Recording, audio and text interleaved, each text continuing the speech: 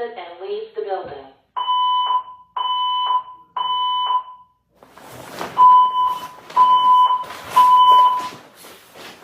May I have your attention, please? May I have your attention, please? Let me put my phone real quick. Yo, let's go, do it! Yo!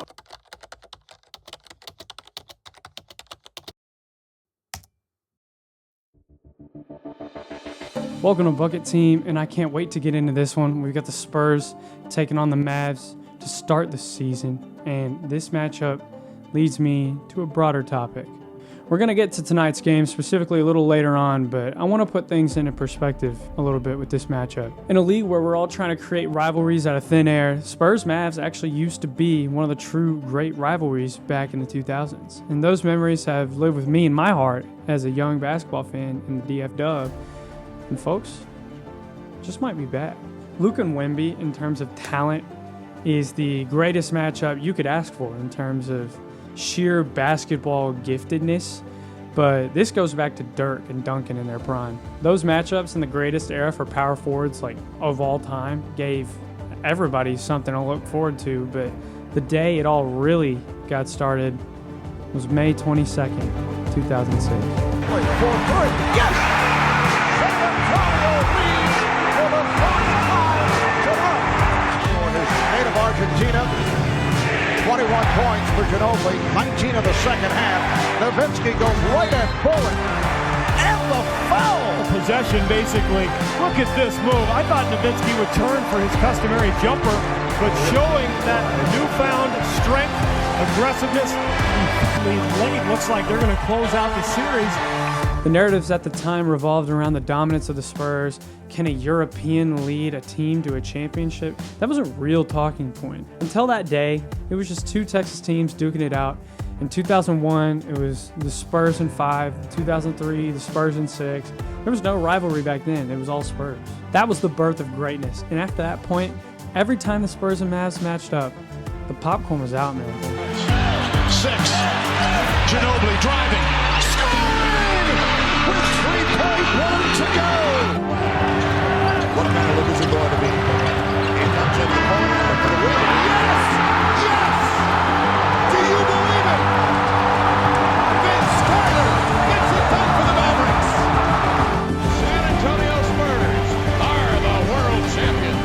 Mavericks have scaled the NBA playoff mountain and have planted their flag. They are the NBA champions. But after Timmy's retirement, things were put on hold. You know, Dirk was older. Both teams weren't what they used to be, and they weren't meeting in any high-stakes matchups. And then it was draft time. With the third pick in the 2018 NBA Draft, the Atlanta Hawks select Luka Doncic from Ljubljana, Slovenia, and Real Madrid. Atlanta Hawks and Dallas Mavericks have agreed in principle to a deal. I know you're wearing an Atlanta hat, but if a trade goes through according to Woj, you will actually be headed to Dallas. The second pick will be made by the Charlotte Hornets. Go! And that means that the number 1 pick in the 2023 NBA Draft goes to the San Antonio Spurs. The San Antonio Spurs select Victor Wembanyama from Nanterre, France. I think it's pretty safe to say that both of these franchises did the best they could with the home run picks that they had. Fast forward to last year, and the NBA picked a familiar foe to set the stage for Wemby's first game. And it felt like there was a rebirth, a new kind of juice for Mavs Spurs again. And all that leads up to the Lone Star matchup that opens the season once again.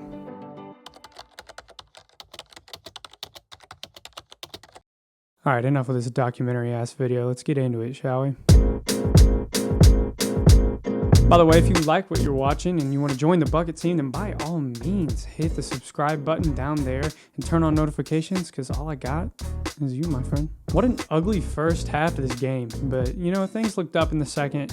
Luka struggled mightily in the first half, you know, knocking the rust off from no preseason action, but man, what a heater in the fourth to put the game away. He had a couple crazy plays in this game, but the wildest one, like without a shadow of a doubt, was the no-look bailout pass to PJ in the corner. My God. I think for me, the lasting image in my head from this game will be Luka turning around and heading back down the court after Klay shoots a three off one of Luka's passes, man. That was so funny.